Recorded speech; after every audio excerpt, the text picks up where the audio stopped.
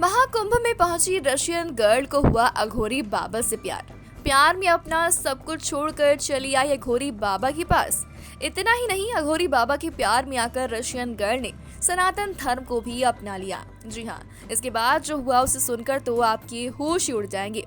पूरी स्टोरी जानने के लिए आप वीडियो में लास्ट तक बने रहिएगा, क्योंकि अघोरी बाबा और रशियन गर्ल की लव स्टोरी है सबसे अलग और सबसे हटकी। प्यार एक अजीब सा जादू है जो दो दिलों को जोड़ता है, चाहे वो कितनी भी दूरी पर क्यों ना हो। प्रेम में ना कोई सरहद होती है, ना ही कोई धर्म। इस अनोखी प्रेम कथा में भी यही हुआ है, जहाँ एक रूसी लड़की और अघोरी बाबा की मोहब्बत ने हर किसी का दिल छू लिया है। और ये दिलचस्प कहानी महाकुंभ 2025 के मेले के बीच सामने आई है। दरअसल सोशल मीडिया पर वायरल हो रही एक वीडियो में दिखाया गया है कि एक रूसी महिला महाकुंभ के दौरान अघोरी बाबा से मिली और दोनों के बीच में एक अजीब सा प्यार का रिश्ता बन गया। इस प्यार में ऐसा असर हुआ कि लड़की ने रूस छोड़कर भारत में ही बसने का फैसला कर लिया। इतना ही नहीं, अघोरी बाबा से शादी भी कर ली। वीडियो में इस रूसी महिला ने बताया कि उसे हिंदू धर्म में कितनी गहरी आस्था है, खासकर गणेश भगवान जी को लेकर।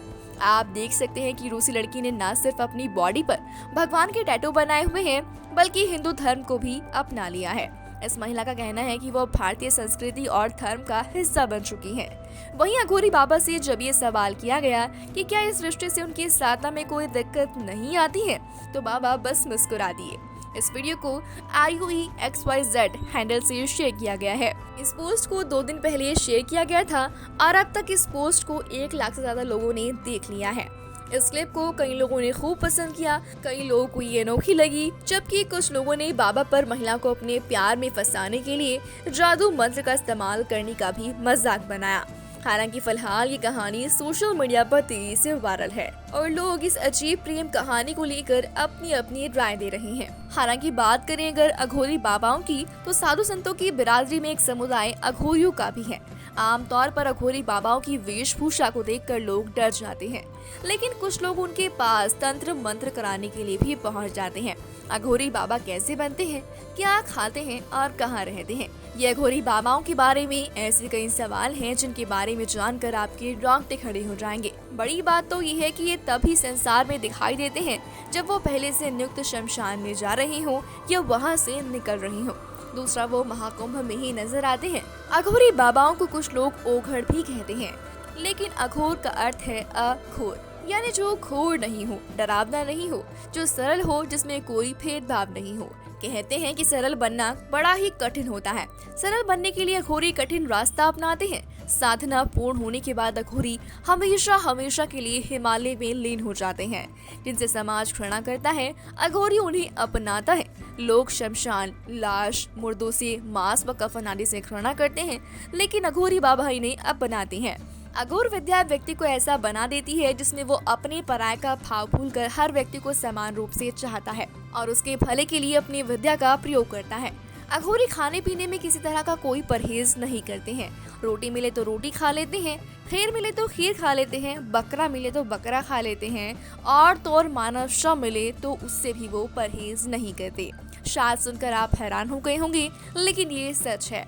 अघोरी सड़ते पशु का मांस भी बिना किसी किचकिचाहट के खा लेते हैं। अघोरी लोग वर्जित मांस को छोड़कर बाकी सब चीजों को खा लेते हैं, मानव मल से लेकर मुर्दे के मांस तक सब कुछ।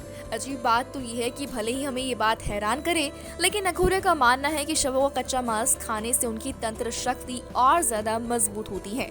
अघोरी बाबा वो साधु होते हैं जो ब्रह्मचर्य का पालन नहीं करते हैं।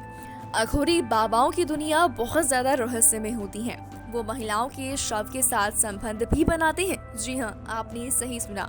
इतना ही नहीं, वो जीवित महिलाओं से भी मासिक धर्म के दौरान शारीरिक संबंध बनाते हैं। इसके पीछे की वजह वो मानते हैं कि यदि संबंध बनाने के दौरान भी वो भगवान की भक्ति में लीन रहते हैं तो उनकी साधना का ऊंचा स्तर है। लेकिन बड़ा सवाल ये है कि अघोरी बाबा सिर्फ शमशान में ही साधना क्यों करते हैं? तो आपको बता दें, घोरपंथ में शमशान साधना का विशेष महत्व है। अघोरी जानना चाहता है कि मौत क्या होती है और वैराग्य क्या होता है। आत्मा मरने के बाद कहाँ चली जाती है? क्या आत्मा से बात की जा सकती है?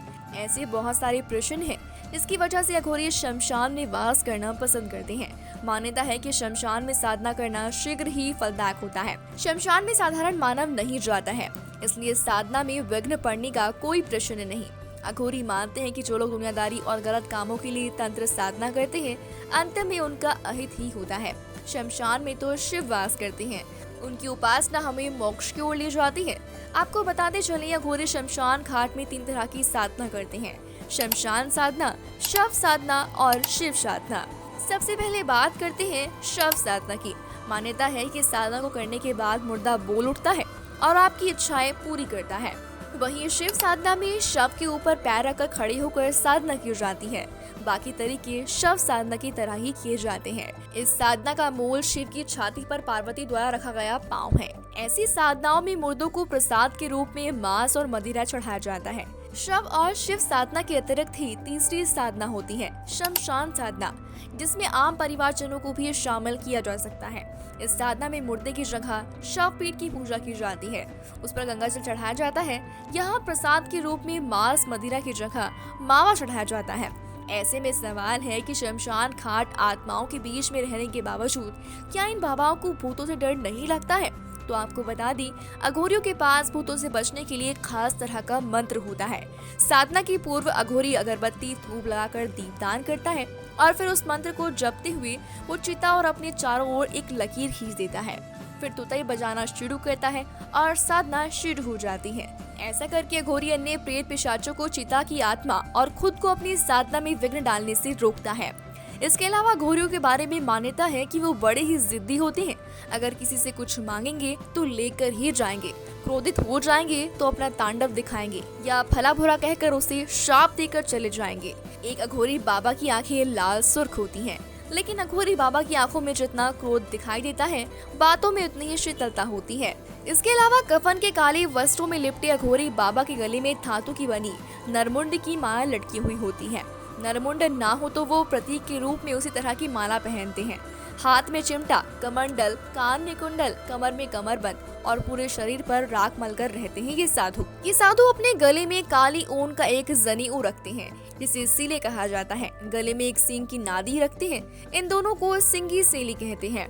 अघोर पंथ में लोग 4 स्थानों पर ही शमशान साधना करते हैं। 4 स्थानों के अलावा वो शक्ति पीठों, बंगलामुखी, काली और भैरव के मुख्य स्थानों के पास में शमशान में साधना करते हैं। और प्रयागराज महाकुंभ में भी ऐसे हजारों अघोरी बाबा पहुंचे हुए हैं। इन्हीं में से एक अघोरी बाबा ये भी हैं जिनके बारे में हमने आपको वीडियो में बताया।